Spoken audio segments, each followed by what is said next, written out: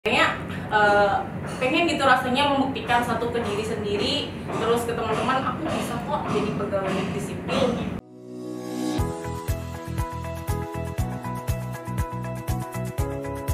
Assalamualaikum warahmatullahi wabarakatuh. Salam sejahtera bagi kita semua. Salam Om Swastiastu, Namo Buddhaya, salam kebajikan.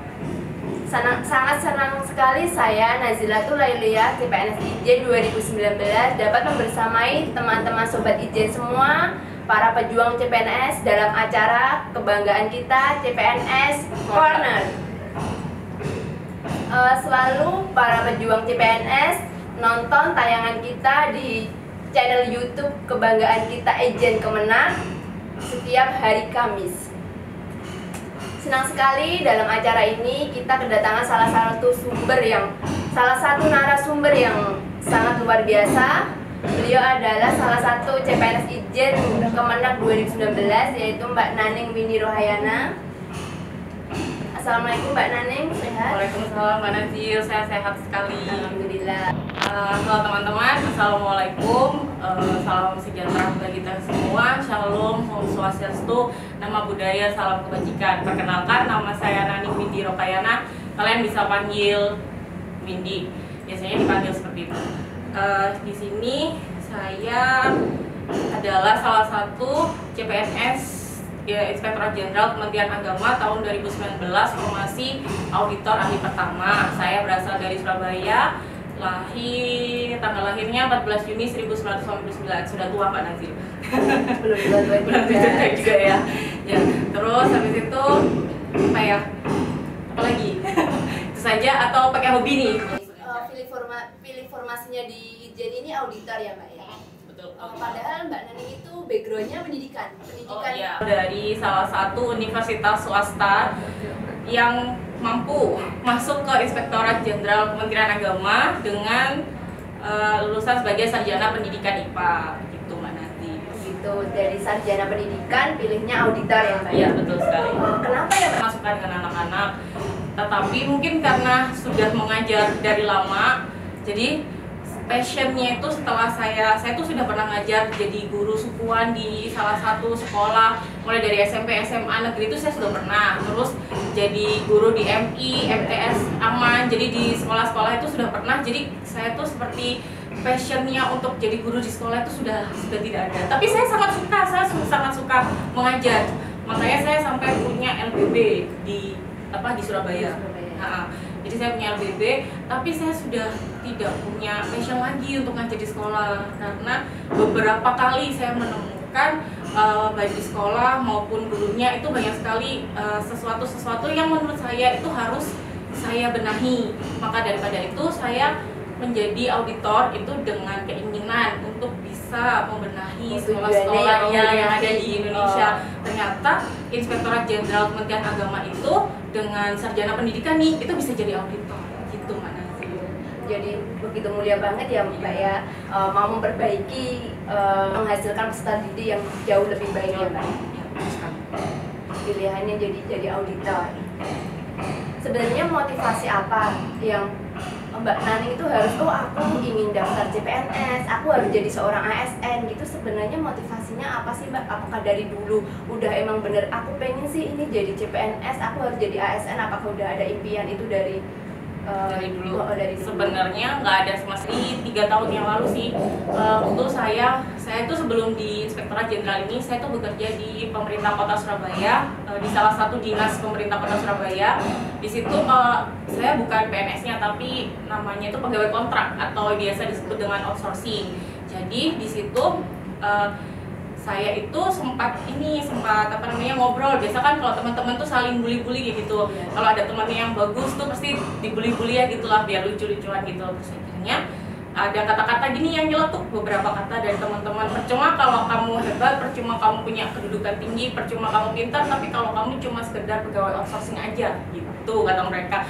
Itu sempat bikin saya, loh gini ya. Akhirnya pengen gitu rasanya membuktikan satu ke diri sendiri, terus ke teman-teman aku bisa kok jadi pegawai negeri sipil. Betul. Dari bulian itu iya, bulian itu kan jadi aku harus penyemangat. bisa ya jadi Terus CPNS, jangan sampai aku betul, jangan sampai bulian jadi gitu. bulian aja gitu.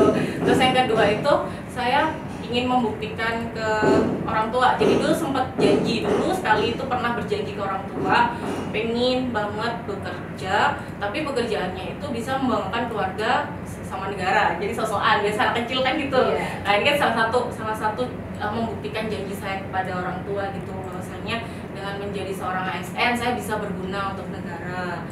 Tuh, terus yang ketiga yang benar-benar akhirnya bikin saya oke, aku harus ikut tes CPNS ini itu 3 tahun saya bekerja di di Pemkot itu saya berasa berada di zona nyaman.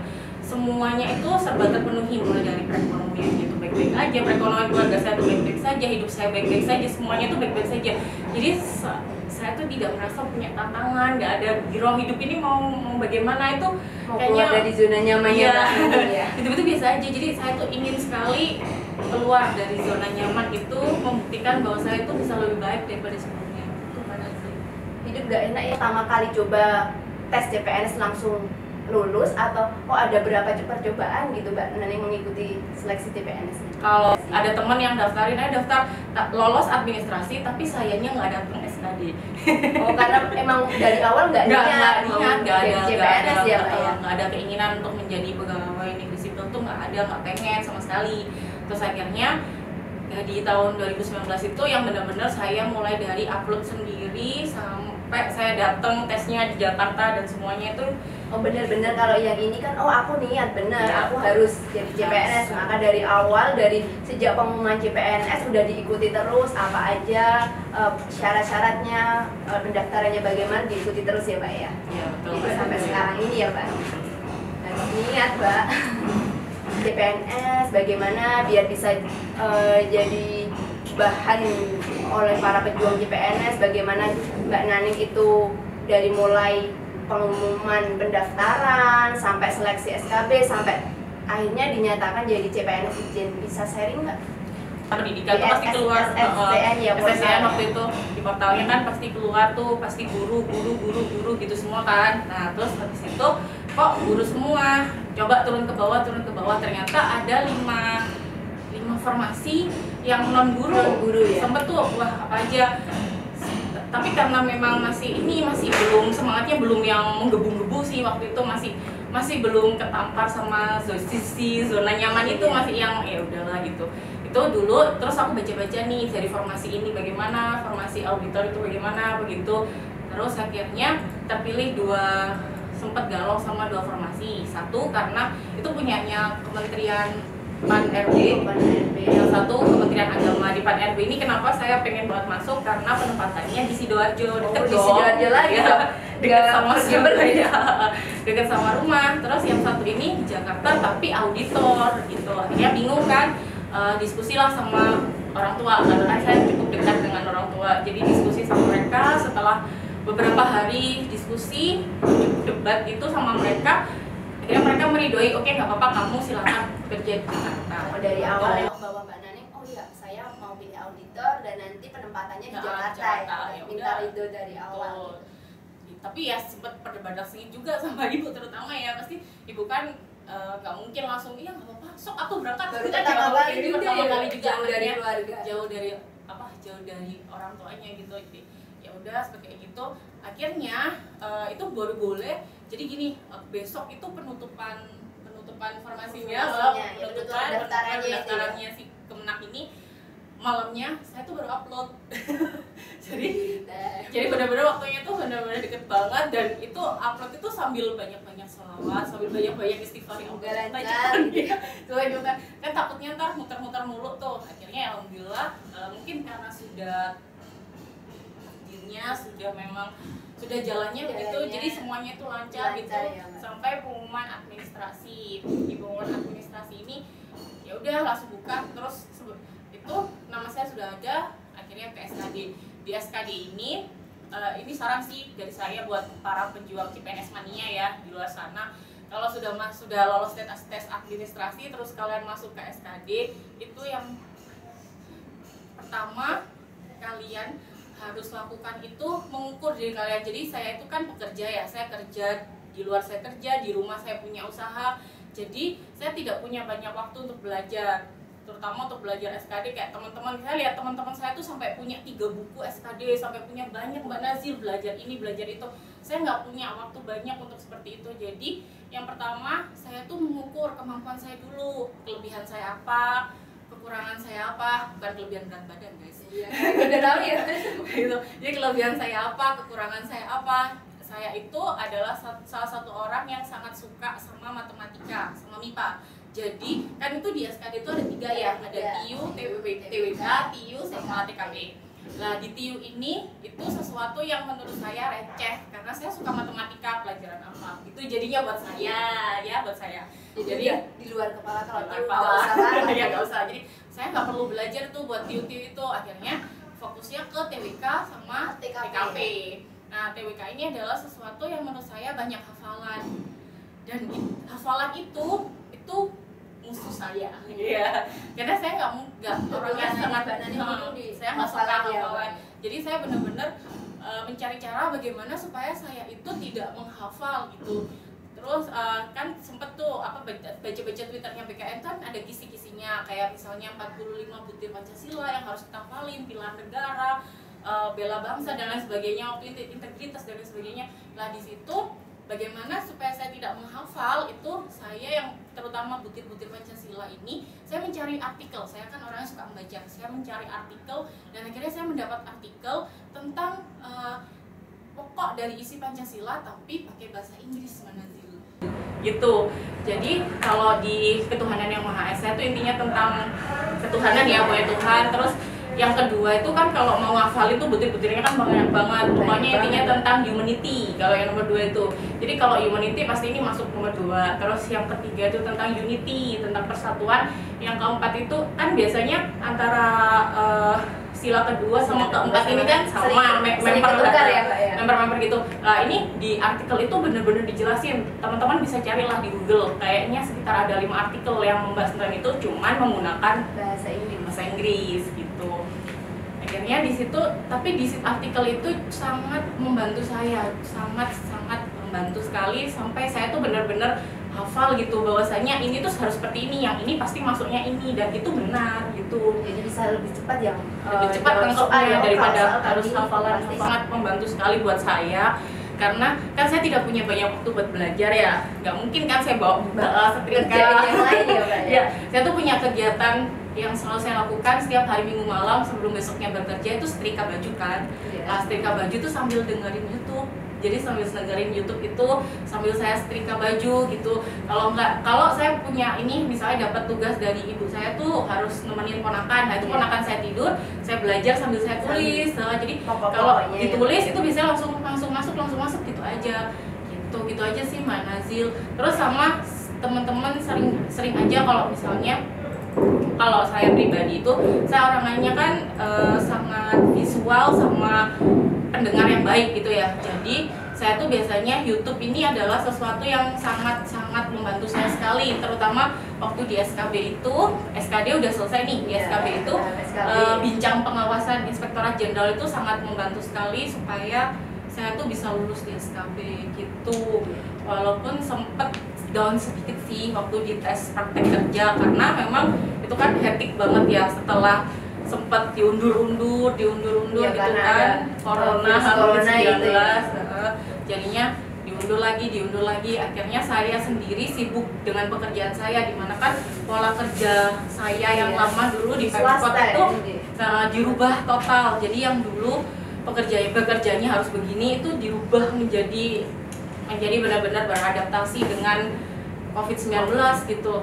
Itu benar-benar berubah dan saya tidak punya waktu sekali untuk belajar tentang praktik kerja, undang-undang yang berhubungan dengan auditor. Waktu itu sempat baca di BKN kalau kalian mau tes SKB itu ya berarti tentang jabatan fungsional itu atau jabatan apapun itu, cari undang-undang tentang itu di informasi yang kita di Twitter, kita harus benar-benar mempelajarinya ya.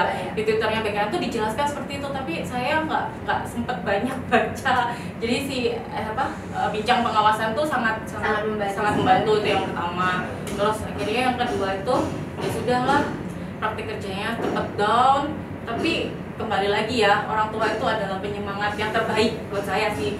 Jadi saya sempat pulang dari tes praktik kerja itu sempat ditanyain gimana, kayak nggak lulus deh, nggak lulus aku bu, saya bilang seperti itu kayak ibu saya. Terus ibu saya tuh bilang seperti ini, rapopo lu orang cuman tesnya kan ada 3 ya, masih ada kesempatan masih ada 2 lagi, kesempatan lagi gitu. Jadi itu sesuatu yang cambuk, yang istimewa buat saya. Oh ya, aku harus bisa, dan alhamdulillah saya bisa sampai di sini. Itu sesuatu yang sangat luar biasa, mukjizat sekali buat saya. Dan nggak mungkin, soalnya teman-teman juga pada bilang tuh waktu saya lolos SKD tuh, waktu tes wawancara mau tes wawancara tuh banyak yang bilang gini kan, biasanya CPNS tuh yang dicari tuh yang langsing-langsing, yang cantik-cantik kayak gitu. Kalau kayak kamu mah nggak bakalan masuk gitu. Nah ya Allah, masa sih aku nggak masuk, ya udah deh gitu akhirnya. Tapi alhamdulillah nyatanya bisa masuk gitu. Jadi bukti nyatanya saya dari kita swasta bisa masuk. bersaing dalam tes seleksi itu. Betul Kita bisa sekali. lolos ya. Iya. Oh iya Mbak, seperti yang kita tahu ya, tahun ini juga ada rencana kan, ada pembukaan CASN 2021. Bisa sharing-sharing gimana tips-tips, saran-saran buat mereka, belajarnya gimana, mengikuti seleksinya bagaimana, bisa minta tolong di sharingnya Mbak? 100%, nggak bisa kalau niat cuman sedikit-sedikit itu nggak bisa. Niatnya itu harus benar-benar bulat Bener-bener, oh saya pengen. Iya pengen gitu. Kalau pengen itu pasti semuanya akan berjalan dengan baik gitu. Karena kalau kita sudah pengen, itu meskipun batu sebesar apapun itu pasti bakalan kita terjang. Tapi kalau pengennya cuma sedikit-sedikit, saya pikir pasti bakalan kena trigger sedikit aja pasti udah balik gitu. Yang kurang ya pasti harus diperbaiki semaksimal mungkin. Banyak teman saya yang bilang, aku sudah belajar mati-matian loh, tapi kok malah kamu yang masuk. Saya cuman jawabnya gini sih, mati-matian kan bukan berarti sudah maksimal gitu. Mati-matian kan nggak mati beneran, cuman mati bohongan gitu. Terus yang ketiga itu banyak-banyak berdoa. Saya itu benar-benar berdoa dan minta ridho orang tua. Yang paling benar-benar berkesan sama saya tuh entah kurang kerjaan atau bagaimana. Jadi kan rumah saya kan di Sidoarjo tuh. Iya. Terus kalau mau kerja di Surabaya tuh kan pasti kena macet, dan 1,5 jam tuh di atas sepeda motor. Itu kalau lagi macet, nggak tahu kenapa saya tuh pasti berdoa, ya Allah semoga saya lulus ya CPNS kali ini, biar saya itu nggak harus perjalanan sejauh ini dari Sidoarjo ke Surabaya. Ya Allah semoga saya lulus. Jadi setiap hari macet itu doa saya gitu. Terus yang keempat itu banyak bersedekah. Nggak tahu sih kenapa kan, karena menurut saya kalau kita sudah memiliki pikiran yang baik, kegiatan kita juga baik-baik, cara bicara kita juga baik kepada orang lain, insya Allah itu akan memberikan yang baik-baik juga. Memberikan kita yang terbaik. Iya betul gitu Mbak Nazi. Buat para pejuang CPNS, semoga bisa memberikan mereka semangat juga, bahwa mereka itu harus belajar semaksimal mungkin. Dari awal harus niat benar-benar CPNS adalah tujuan mereka ya Mbak ya. Udah ada niat dan tidak lupa ridho dari orang tua ya. Iya betul, itu yang paling penting. Terima kasih narasumber kita yang sangat luar biasa ini. Dan jangan lupa tetap selalu pantengin channel YouTube kita di Ijen Kemenak CPNS Corner yang tayang setiap hari Kamis. Wassalamualaikum warahmatullahi wabarakatuh.